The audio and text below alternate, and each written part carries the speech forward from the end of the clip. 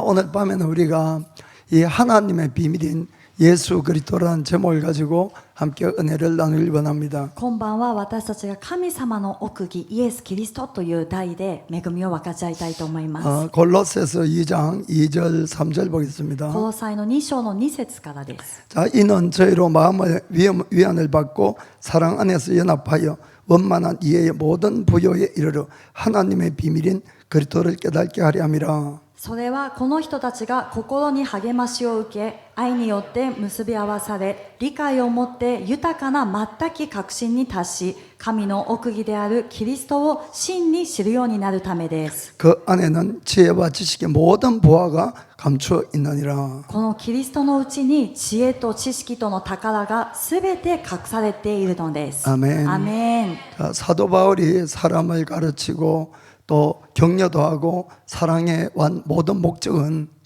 使徒パウロが人々を教えて、そして励まして、またこのように言っているすべての目的は、 하나님의 비밀인 예수 그리스도를 깨닫게 하게 합니다고 말씀합니다. それは神様の奥義であるイエス・キリストを悟らせるためだと書いてあります。 그리고 모든 지혜와 지식의 이 보물들이 예수 안에 다 감춰 있다고 이야기를 했습니다. しかもこのすべての知識と知恵のこの宝がイエス様の中に隠されていると言ったんですね。 그럼 왜 예수님이 이 하나님의 이 옥고기 비밀이요? 하나님의 비밀이고 그 안에 어찌 모든 지혜와 지식의 보화가 다 담겨 있는가 하는 것을 알아보겠습니다. そしたらなぜイエス様が神様の奥義であって、その中にすべてのこの知識と知恵の宝が隠されているのかということについてここで知っていきたいと思います。 우리는 오늘날 살고 있는 우리에게는 예수님은 삼일체 하나님이고 정말 참 하나님인 걸 알 수 있습니다. この今日この時代に生きている私たちはイエス様が三位一体の神様であって真の神様であるということをみんな知ってるんですね。 그리고 하나님이신 분이 인간으로 와서 우리를 구원하시려고 십자가에 대신 죽고 부활했다 이런 걸 다 알고 있습니다. そして神様である方が私たち人間のために十字架を背負うためにこの地上に来られて、そして死なれて復活されたということを私たちは知っています。 그러나 그 당시의 유대인들은 이 하나님은 오직 한 분이다 이렇게 성경에도 있고 그렇게 알고 있어요. しかしその当時のユダヤ人は神様はただお一方である、そしてそれは今もこのように信じているんですね。 그래서 그들은 구약 성경에 구세주 그리스도가 오는 것은 알고 있었어요. 彼らは旧約聖書から見てもこのキリスト救い主が来られるということは知っていました。 그러나 그 모습은 모세나 다윗 왕이나 그런 아주 하나님의 능력을 입은 사람으로 올 거다 이렇게 생각했습니다. でもその姿はモーセとかダビデ王のように本当に誰が見ても力強いそういう見業を持ってくるというふうに信じていたんですね。 오늘날의 대부분의 유대인들은 아직도 그래서 그리스도를 기다리고 있는 겁니다. ですから今日のまだほとんどのユダヤ人は今もこのキリストを待っています。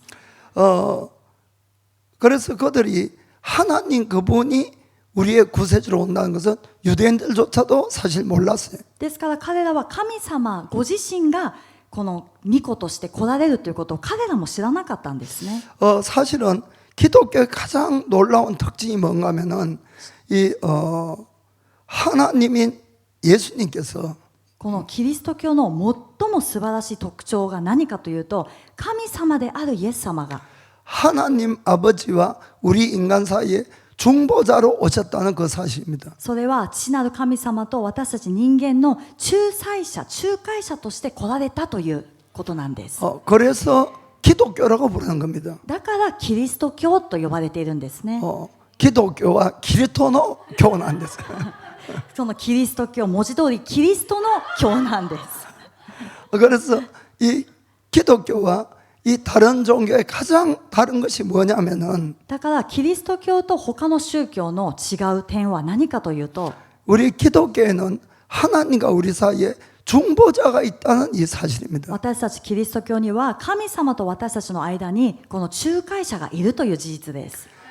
다른 종교는 자기들이 믿는 그 하나님밖에 없는 거예요. 他の宗教は自分たちが信じているその神しかいません。 그래서 그들의 하나님과 자기들 사이에 어떤 저 중보자는 아무도 없는 겁니다. だから彼らと彼らが信じている神との間には誰もこの仲介者の役割は存在しません。 그래서 그들이 바르게 살면은 자기 하나님에게 어떤 상을 받거나 하겠지만은 ですから彼らが正しく生きるならば自分が仕えている神々から何か報いは受けるかもしれないですけれ 그러나 ども 만약에 자기들이 자기 하나님에게 죄를 지었다면은 でももし自分たちがその神に対して罪を犯してしまうならば 중보해 줄 수 있는 사람이 아무도 없기 때문에 그 죄를 영원히 받지 않으면 안 되는 겁니다. この仲裁してくれる人が誰もいないからこの罪というのは永遠に自分が受けなくてはなりません。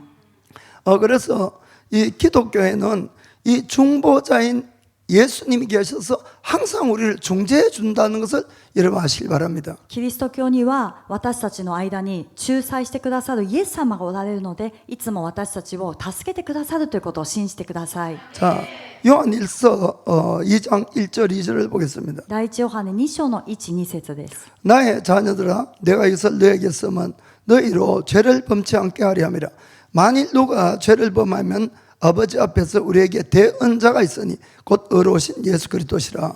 私の子供たち、私がこれらのことを書き送るのはあなた方が罪を犯さないようになるためです。もし誰かが罪を犯したなら私たちには御父の御前で弁護してくださる方があります。それは義なるイエス・キリストです。 저는 우리 죄를 위한 화목제물이니 우리만 위할 뿐 아니라 온 세상의 죄를 위하심이라. この方こそ私たちの罪のための私たちの罪だけでなく世全体のためのなだめの備え物です。 아멘. アメン。 여기 분명히 적혀 있습니다. ここに明確に書いてあります。 죄를 짓지 않으려고 이걸 썼지만은 もちろん罪を犯さないためにこれを書き送ったんです。 만일에 우리가 죄를 지었더라도 でも万が一罪を犯したとしても 하나님 앞에 우리를 변호해 줄 수 있는 변호사가 있다는 거예요. 神様の御前で私たちを弁護してくださる弁護士がいるんですね。 그것이 자기의 목숨을 바쳐서 우리를 변해주는 예수 그리스도가 있다는 겁니다. それがご自分の命をお捨てになって私たちを弁護してくださるイエス・キリストがいるということです。 그분은 우리뿐만 아니라 세상 모든 죄를 변호해 준다고 되어 있습니다. その方は私たちだけでなくこの世全体の罪も弁護してくださると書いてあります。 그 디모데전서 2장 5절도 보면은 第一テモテ2章の5節 하나님은 한 분이고 또 하나님과 사람 사이에 중보도 한 분이시니 곧 사람이신 그리스도 예수라. 神は唯一です。また神と人との間の仲介者も唯一であって、それは人としてのキリストイエスです。 아멘. アメン。 그래서 우리에게는 이 하나님과 우리 사이에 중보자가 계시기 때문에 그리스도가 있으니까 기독교가 그리고 우리가 죄를 지어도 그분이 변호를 해줄 수가 있다는 겁니다. 私たちはだから私たちと神様との間に仲介してくださるキリストがいるからキリスト教と呼ばれていて、そしてその方が私たちをいつも弁護してくださるということを覚えてください。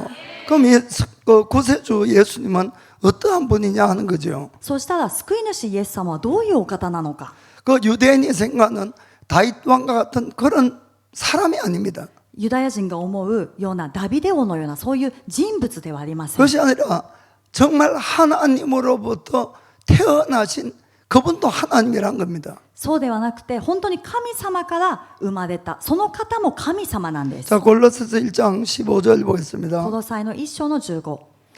그는 보이지 않는 하나님의 형상이요 모든 창조물보다 먼저 나신 자니. 御子は見えない神の形であり、作られたすべてのものより先に生まれた方です。 우리가 예수님은 만들어진 분이 아니라 하나님께서 태어난 분이라는 것을 꼭 명심하시기 바랍니다. 私たちが必ず知らなくてはならないのは、イエス様は作られた被造物ではなくて、神様から生まれた方だということを知らなくてはなりません。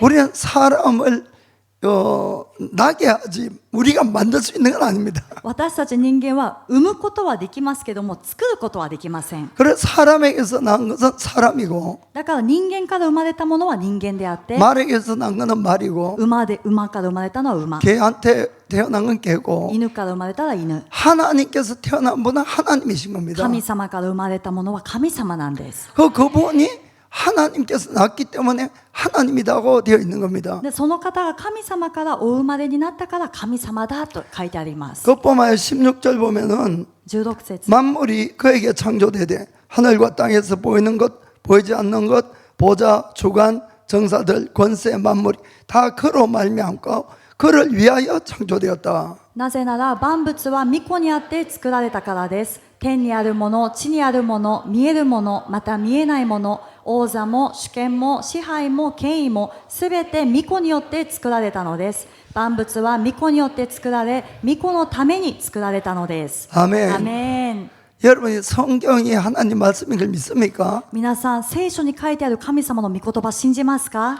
アメン。 그럼 성경에서 예수님은 만물보다 먼저 나셨고 そしたら聖書が言っているのは、イエス様は万物よりも先に生まれた。 그리고 예수님이 모든 만물을 보이는 것도 안 보이는 것도 모든 권세도 예수님이 다 만들었다고 말씀하는 겁니다. そしてイエス様がこの目に見えるもの、目に見えないもの、そして主権も権威もすべてイエス様が作られたと書いてあるんです。 그리고 예수님을 위해서 만들었다고 되어 し 있습니다. かもイエス様のために作られたと書いてあります。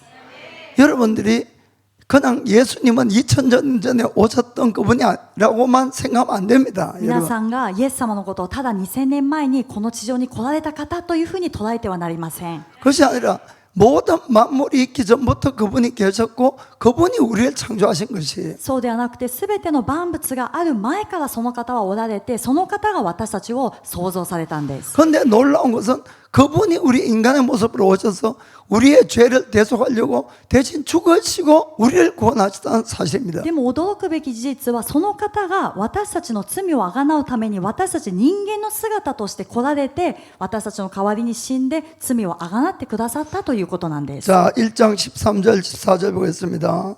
一章の13節 그가 우리를 흑암의 권세에서 건져내사 그의 사랑의 아들의 나라로 옮기셨으니 그 아들 안에서 우리가 구속 곧 죄삼을 얻었도다. 神は私たちを暗闇の圧政から救い出して愛する御子のご支配の中に移してくださいました。 14この御子のうちにあって私たちはあがない、すなわち罪の許しを得ています。 아멘. アメン。 그래서 만일에 기독교에도 이 중보자인 예수님이 없다면은 ですから、もしキリスト教にもこの仲介者であるイエス様がおられなかったとすれば、 우리가 죄를 짓게 되면은 죄를 사함을 받을 길이 없다 이런 이야기입니다. 私たちが罪を犯したら、この罪が許される道がないということなんです。 그래서 기독교의 가장 큰 특징은 바로 예수 그리스도예요.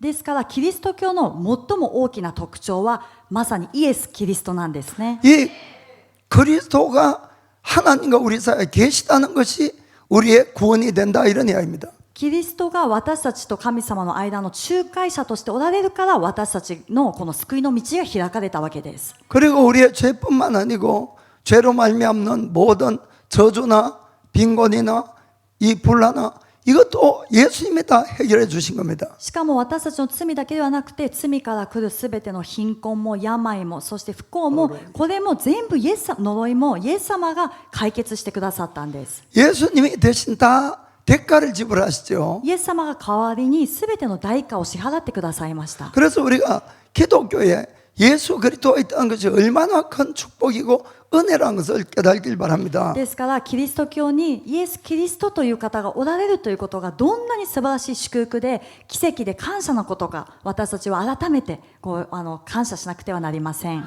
그리고 사실은 하나님께서는 이 모든 만물도 그리스도를 통해서 회복시켜 준다는 것도 여러분 깨닫길 원합니다. そして神様はこのすべての万物もキリストを通して回復させてくださるということも悟らなくてはなりません。 시편 115편 16절에는 詩編の115編の16節 하늘은 여호와의 하늘이라도 땅은 인생에게 주셨도다. 天は主の天である。しかし地は人の子らに与えられた。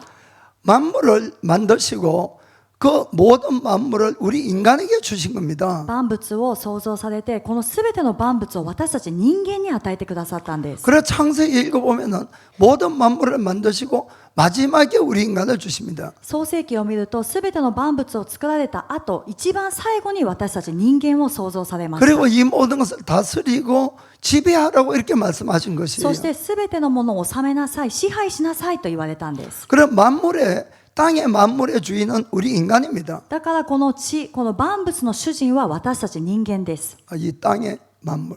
地の万物は私たち人間。 그런데 인간이 타락으로 말미암아 でも人間が堕落したことによって、 인간에게 속해 있는 만물도 같이 타락을 한 걸로 되어 있습니다. 人間に属しているこの万物も同じように堕落してしまったんです。 그래서 만물도 다 죽어가고 변하고 다 썩어가고 이렇게 된 겁니다. それでこの万物もみんな死んでいく、そしてこれが変わっていくというふうになってしまいました。 그것을 만물을 저주의 속박이라고 이렇게 성경은 표현합니다. 聖書はこれを万物をですね、呪いの束縛というふうに表現しています。 그래서 이 예수님께서 이 땅에 오셔서 그 십자가에 죽으시면 우리 인간의 죄를 살 뿐만 아니라 イエス様がこの地上に人間の姿で来られて、その死なれたのは私たちの罪をあがなうためだけではなく、 이 만물을 회복하기 위해서도 예수님이 오신 겁니다. 万物を回復するためにもイエス様は来られたんです。 자, 골로새서 1장 20절 보면은 コロサイ1章の20節。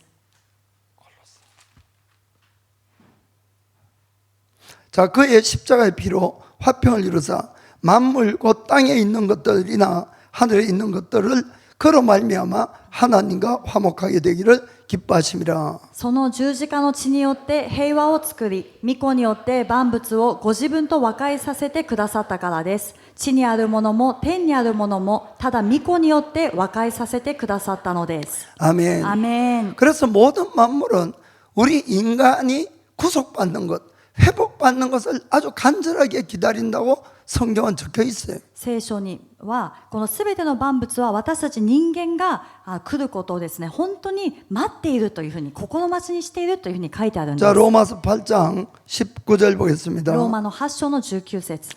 자, 피조물에 고대하는 바는 하나님의 아들들에 나타나는 것이니. 被造物も切実な思いで神の子供たちの現れを待ち望んでいるのです。 여기 하나님의 아들 하는 것이 복수로 되어 있어요. ここを見ると神の子供たち複数形なんですね。 누굽니까? 誰でしょうか。 바로 우리를 이야기하는 거예요. 私たちのことなんです。アメン。 하나님의 아들이 단수면은 예수님이고 神の御子とかその単数でしたらそれはイエス様です。 복수면은 우리를 이야기하는 거죠. でも子供たちという複数形だったら私たちを指しています。 만물이 왜 우리를 간절하게 하나님의 아들들이 나타나는 것을 간절하게 기다린다고 되어 있어요. 万物は神の子供たちの現れを待ち望んでいると書いてあるんです、ね。 사람을 기다리는 것이 아니고 これは人を待っているのではなくて 하나님의 자녀들을 기다린다고 되어 있어요. 神の子供たち。 즉 예수님을 믿어야 하나님의 자녀가 되는 겁니다. それはイエス様を信じた人だけが神の子供たちになることができます。 그래서 그 하나님의 아들들이 나타날 그때가 자기들도 회복될 때라는 것을 알기 때문에 우리를 기다리는 겁니다. 万物は神の子供たちが現れるその時が自分たち、その万物自分たちも回復する時だということを知っているから神の子供たちを待ち望んでいるんですね。 모든 인간의 죄 때문에 그들도 타락하고 그들도 멸망으로 갔었는데 すべての人間の罪のゆえに彼らも堕落して彼らもその滅びに向かっていました。 그것이 하나님의 참 아들이 나타나서 하나님의 아들들 우리가 나타날 때 그들도 같이 회복되기 때문에 우리를 기다린 거죠. でも本物の真の神の御子が現れて、そして神の子供たち、私たちが現れた時に彼らも回復するから私たちの現れを待ち望んでいるんです。 자, 거기 21절 보면은 21節を見ると 피조물이 허무한데 굴복하는 것은 자기 뜻이 아니요 오직 굴복케 하시는 이로 말미암음이라. 20절. それは被造物が虚無に服したのが自分の意思ではなく服従させた方によるのであって望みがあるからです。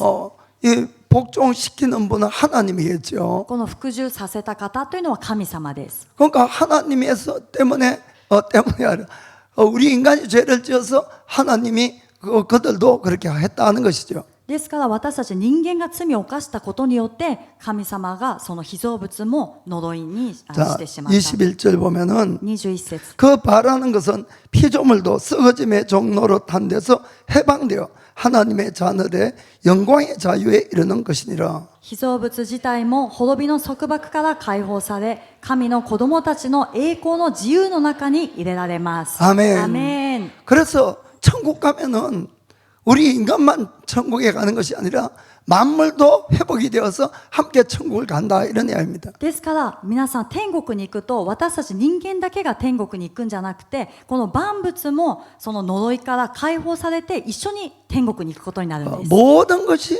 예수님을 말미암아 회복되는 겁니다. すべてのものがイエス様によって回復されます。 그렇기 때문에 하나님께서는 이 예수님을 통해서 우리 모든 인간뿐만 아니라 만물을 회복시킬 것을 계획을 하신 것이에요. ですから神様はこのイエス様を通して私たち人間だけではなくすべてのもの、この万物をも回復させるというご計画を持っておられました。 그런데 이것이 왜 비밀 중에 비밀이냐? でもなぜこれが奥義なのか。 이것이 아주 중요한 부분이 있는데 これとても重要な部分になります。 구약 성경에 예수님에 대한 예언이 200군데가 있습니다. 旧約聖書を見るとイエス様に関する予言が200箇所出てきます。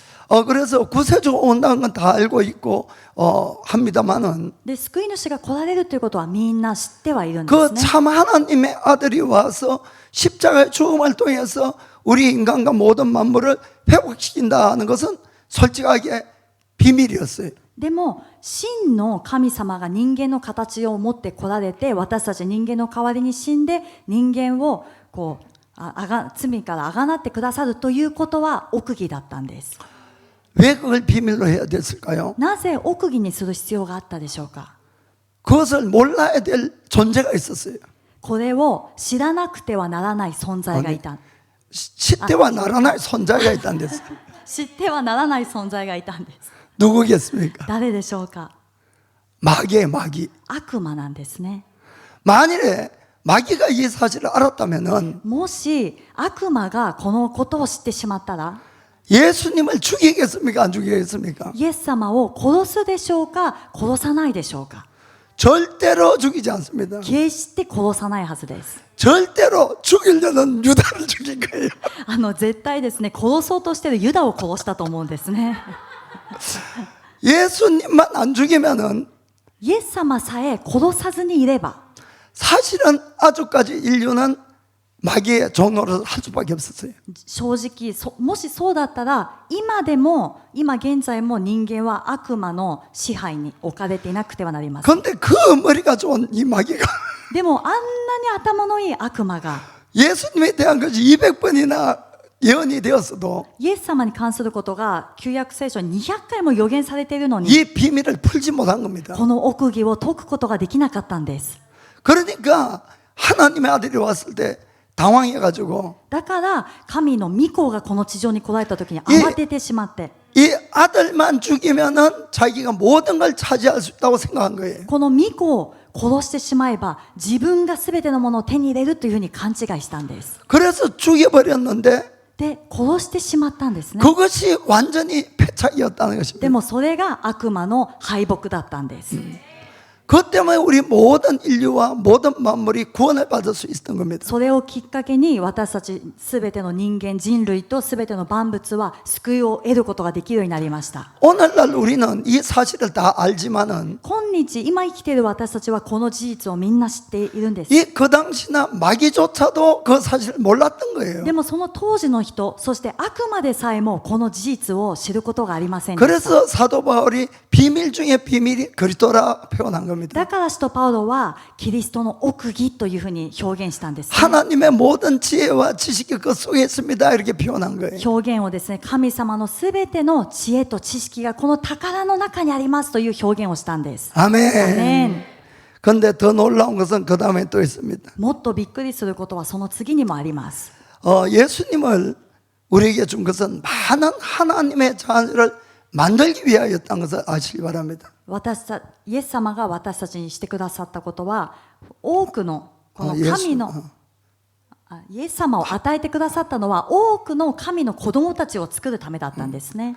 정말 이것도 놀라운 하나님의 지혜입니다만은 これもまた驚くべき神様の知恵であります。 사실 구세주 예수님이 이 땅에 오신 최대 목적은 でも実際に救い主イエス様がこの地上に来られた最大の目的は 죄인인 우리 인간을 구원할 뿐만 아니고 罪人である私たち人間を救われるだけでなく 우리를 정말 하나님의 자녀로 만드는 데 있는 겁니다. 私たちを本物の神の子供に作り上げていくところにあります。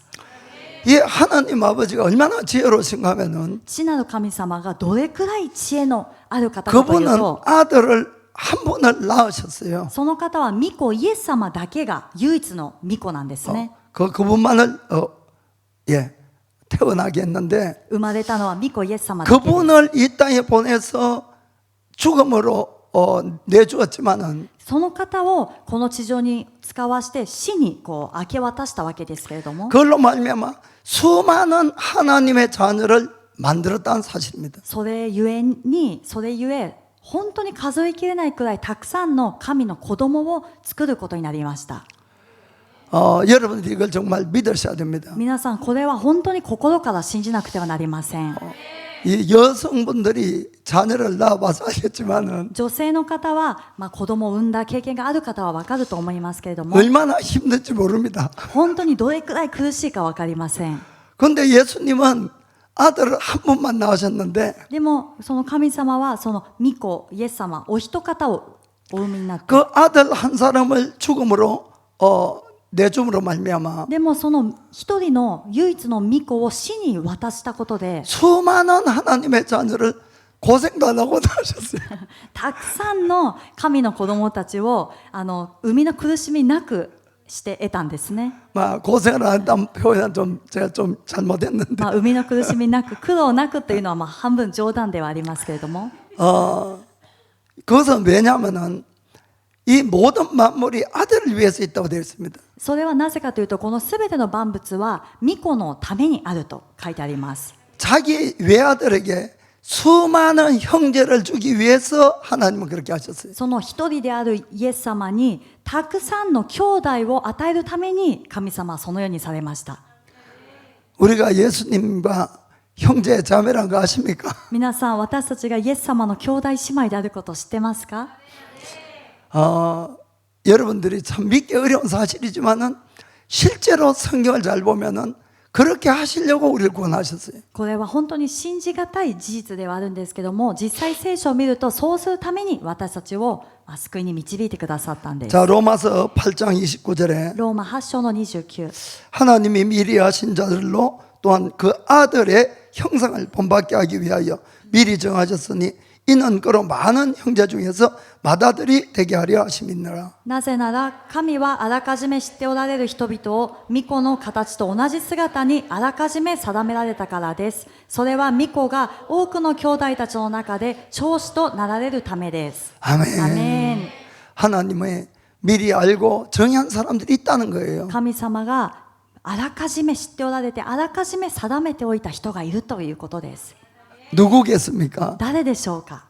지금 예수님 믿는 사람들이에요. それは今イエス様を信じている人々です。 자, 여기도 그럼 언제부터 정했을까요? それをいつから定められたでしょうか？ 자, 에베소서 1장 4절에 보면은 エペソの1章の4節、 곧 창세 전에 그리스도 안에서 우리를 택하사 우리로 사랑 안에서 그 앞에 거룩하고 흠이 없게 하시려고 すなわち神は私たちを世界の元いの置かれる前から彼にあって選び、見前で清く傷のないものにしようとされました。 자, 그 기쁘신 뜻대로 우리를 예정하사 예수 그리스도로 말미암아 자기 아들들이 되게 하셨으니 神は御胸と御心のままに私たちをイエス・キリストによってご自分の子にしようと愛を持ってあらかじめ定めておられました。 여기도 보시기 바랍니다. 皆さんここ見てください。 예수님 안에서 우리를 그분의 자녀 삼으시려고 미리 정해 놓았다고 이렇게 말씀하시는 거예요. イエス様の中でイエス様によって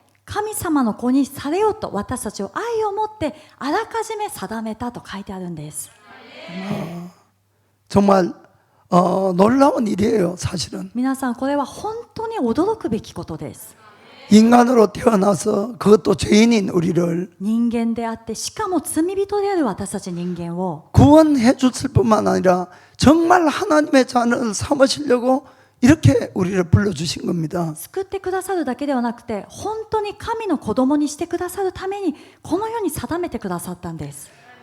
그리스도 안에서 거룩하고 흠이 없게 하시려고 라고 되어 있습니다. キリストによって清くシミも傷もないものにされようとしたんです。 자, 로마서 8장 30절 보겠습니다. ローマの8章の30節 또 미리 정하신 것들을 또한 부르시고 부르신 것들을 또한 어렵다 하시고 어렵다 하신 것들을 또한 영롭게 하셨느니라. 神はあらかじめ定めた人々をさらに召し、召した人々をさらに義と認め、義と認めた人々にはさらに栄光をお与えになりました。 아멘. アメン。 자, 우리가 하나님이 아시고 정하신 거는 옛날이니까 몰라요, 우리는. 私たちは神様が私たちを知ってそして定められたということは私たちはもう昔のことですから知りません。 뭐 세상이 만들기 전부터 하나님이 정해놓은 것이. これは世界の元いの置かれる前から始まる前から神様が定められたことなんです。 그런데 그 정하신 자들을 부르셨다 이렇게 되어 있어요. でもその定められた人々を召された。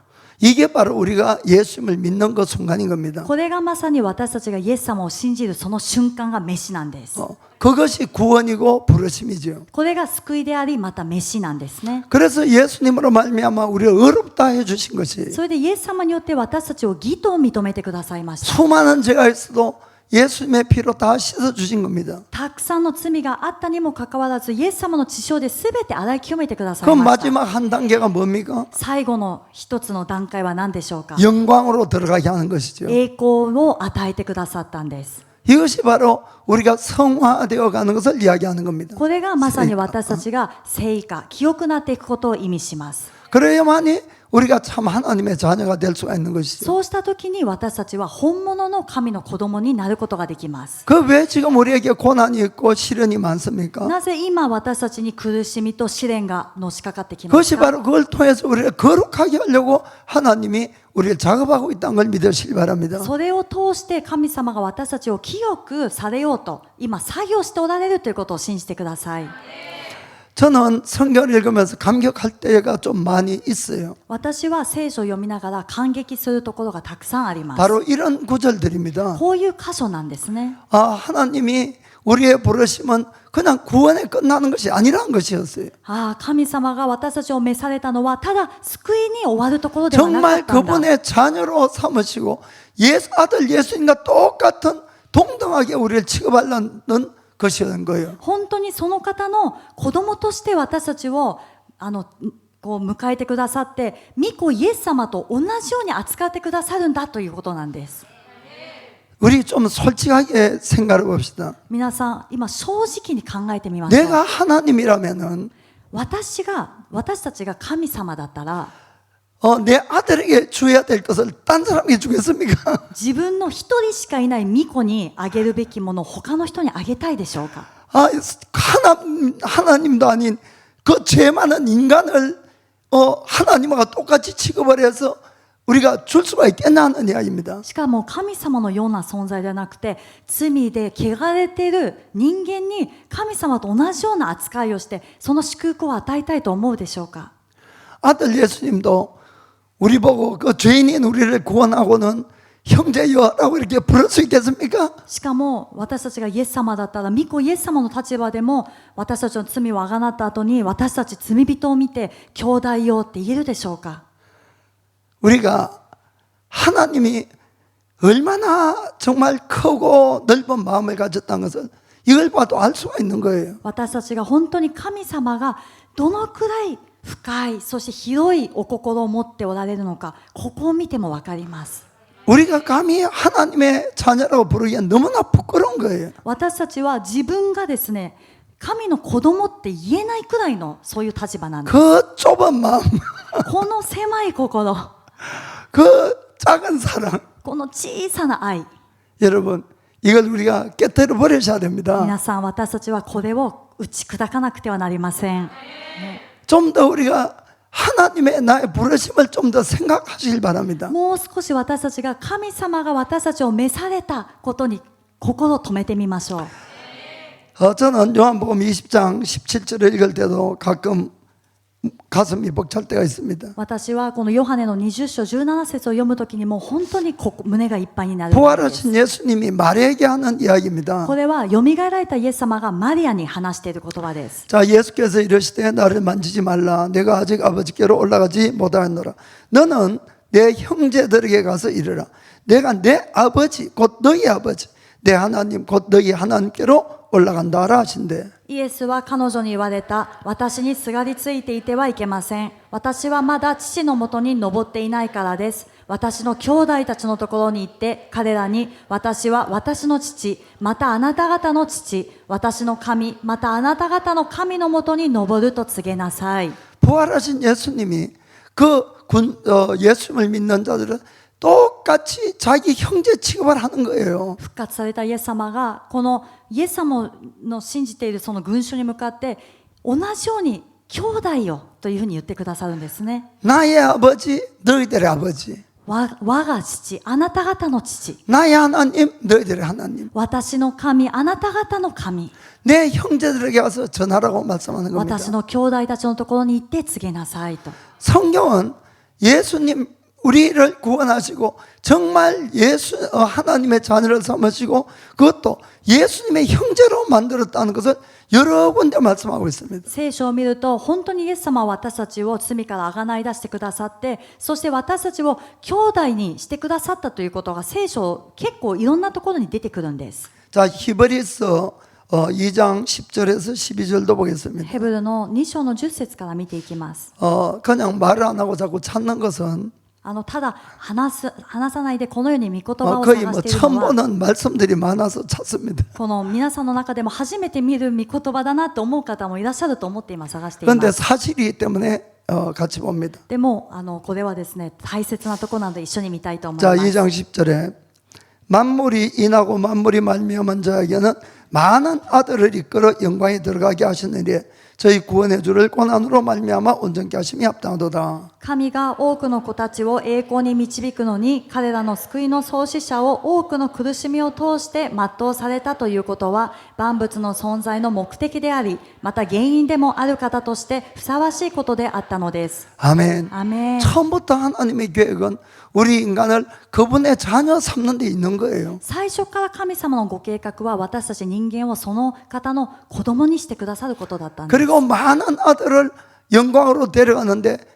예수님의 고난이 꼭 필요했다는 것을 말씀하는 겁니다. そして多くの子供たちをこの神様のその栄光に入れるためにはイエス様の苦しみがなくてはならなかったということを書いてあります。 11절에 거룩하게 하시는 자와 거룩하게 함을 입은 자들이 다 하나에게서 난지라 그러므로 형제라 부르시기를 부끄러워 아니하시고 生とする方も生とされる者たちもすべて元は一つです。それで主は彼らを兄弟と呼ぶことを恥としないでこう言われます。 자, 여기 제일 처음에 거룩하게 하시는 자는 예수님이에요. この生とする方はイエス様です。 그리고 거룩하게 받는 것은 우리들입니다. そして生とされる者は私たちです。 다 하나님께서 낳기 때문에 全部が神様から生まれたので 예수님은 우리를 형제라 부르기에 부끄러워하지 않았다는 겁니다. だからイエス様は私たちを兄弟と呼ぶことを恥と思わなかったんです。 자, 이르시되 내가 주의 이름을 내 형제들에게 선포하고 내가 주를 교회 중에서 찬송하리라 하셨으며 私は皆を私の兄弟たちに告げよう。教会の中で私はあなたを賛美しよう。 아멘. アメン。 참으로 놀라운 이 축복이 바로 예수 그리스도를 통해서 우리에게 다 주어졌다는 걸 꼭 믿으시길 주님으로 축복합니다. この驚くべき本当に素晴らしい祝福がまさにイエス・キリストを通して私たちに与えられたということを信じましょう。アメン。 그래서 로마서 8장 17절도 읽어보면은 それでローマの8章の17節も読んでみると 자녀이면은 또한 후사 곧 하나님의 후사요 그리스도와 함께한 후사니 우리가 그와 함께 영광을 받기 위하여 고난도 함께 받아야 될 것이니라. もし子供であるなら相続人でもあります。私たちがキリストと栄光を共に受けるために苦難を共にしているなら私たちは神の相続人でありキリストとの共同相続人であります。 아멘. アメン。 성경 분명히 예수님과 함께 우리가 하나님의 모든 것들을 공동 상속자로 받는다 이렇게 되어 있습니다. 聖書は明確に私たちがイエス様と共に神様のすべてのものを共同相続人となるというふうに書いてあるんですね。 이건 정말 복 중에 복이라고 할 수밖에 없고 これは本当に祝福の中の祝福だというしかあり 은혜 ませ 중에 ん。 은혜라고 할 수밖에 없는 겁니다. そして恵みの中の恵みとしか言いようがありません。 어째 우리 같은 존재를 하나님을 구원해 준 것만 해도 너무 감격스러운데 どのようにして私たちのこの罪深い人間を神様の恵みで救ってくださっただけでも感謝なのに 하나님의 정말 자녀를 삼아서 예수님과 똑같은 동등하게 취급을 한다고 분명히 되어 있는 겁니다. 神様が私たちを本物の子供にしてくださってイエス様と同じ扱い共同相続人にしてくださったということなんです。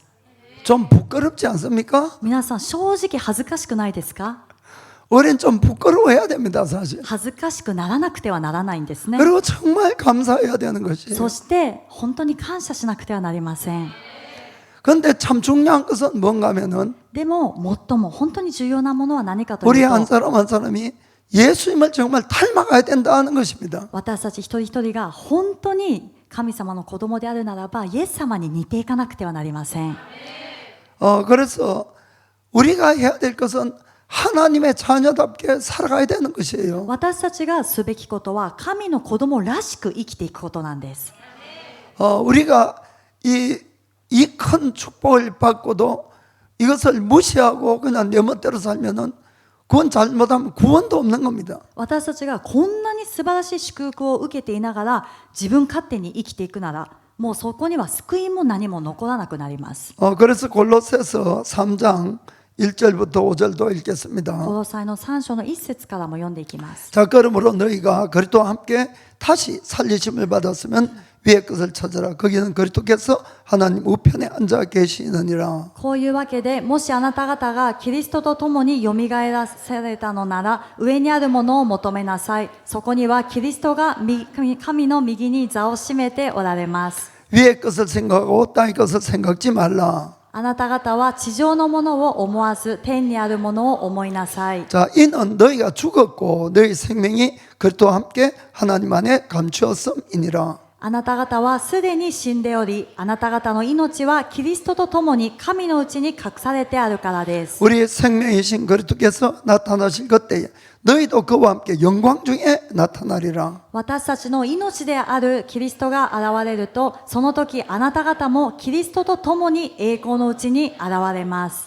그러므로 땅에 있는 지체를 죽이라. 곧 음란과 부정과 사욕과 악한 정욕과 탐심이니 탐심은 우상숭배니라. ですから地上の体の諸部分、すなわち不貧困、汚れ、情欲、悪い欲、そしてむさぼりを殺してしまいなさい。このむさぼりがそのまま偶像礼拝なのです。 아멘. アメン。 성경은 이미 그리스도와 예수 안에서 우리가 죽었고 우리 생명이 그리스도와 함께 하나님 안에 감춰 있다 이렇게 표현하고 있습니다. 聖書は私たちはすでに死んでおり、私たちの命はキリストと共に神様の中に隠されているというふうに書いてあります。 그래서 너희는 땅의 것을 생각하지 말고 하늘의 것을 생각하고 구하라는 겁니다. だからあなた方は地上のものを思わないで天のものをこれを求めてそして思いなさいと聖書は言っているんです。 우리 속에는 매일같이 여러 가지 육신의 생각과 육신의 정욕들이 올라올 수가 있습니다. 私たちの内側では毎日のようにこの肉の情欲そして思いというのが湧き上がってくるかもしれません。 우리는 매일같이 이것을 십자가에 못 박아야 됩니다. 私たちは毎日のようにこれらを十字架につけなくてはなりません。 우리가 땅의 것 때문에 자꾸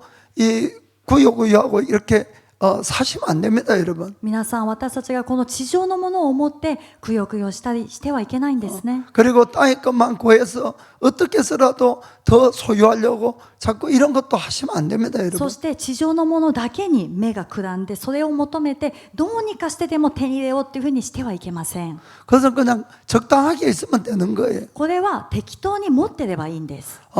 하나님이 그 모든 걸 다 채워주십니다. 神様は私たちの必要すべてを満たしてくださいます。 오히려 항상 위의 것을 바라고 우리가 달려가셔야 됩니다. むしろいつも上のものを見上げて走っていかなくてはなり 그 ません。 사도 요한도 같은 이야기를 하고 있습니다. 使徒ヨハネも同じようなことを言っています。 자, 요한일서 3장 1절부터 3절 읽고 마치겠습니다. 第一ヨハネ3章の1節から3節を読んで終わりたいと思います。 자, 보라, 아버지께서 어떠한 사랑을 우리에게 주사 하나님의 자녀라 일컬음을 얻게 하셨는고 우리가 그라도다. 그러므로 세상이 우리를 알지 못하면 하나님을 알지 못함이니라. 私たちが神の子供と呼ばれるために事実、今私たちは神の子供です。御父はどんなに素晴らしい愛を与えてくださったことでしょう。世が私たちを知らないのは御父を知らないからです。 사랑하는 자들아, 우리가 지금은 하나님의 자녀라.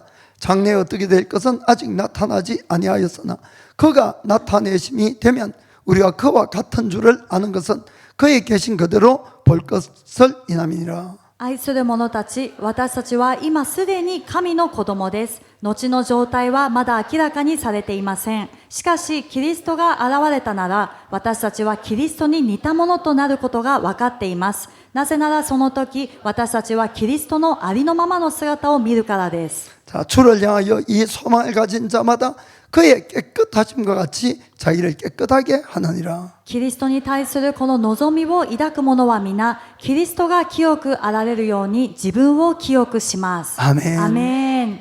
하나님이 거룩하시고 우리에게 거룩하라고 말씀하시는 겁니다. 神様は清いお方で、そして私たちにも清くなりなさいと言われます。 이 소망을 가진 자마다 그리스도의 거룩함처럼 너희도 거룩하라고 말씀하는 겁니다. この望みを抱く者は、キリストが聖であるようにあなた方も聖でありなさいと言われます。 자, 기도하겠습니다. お祈りします。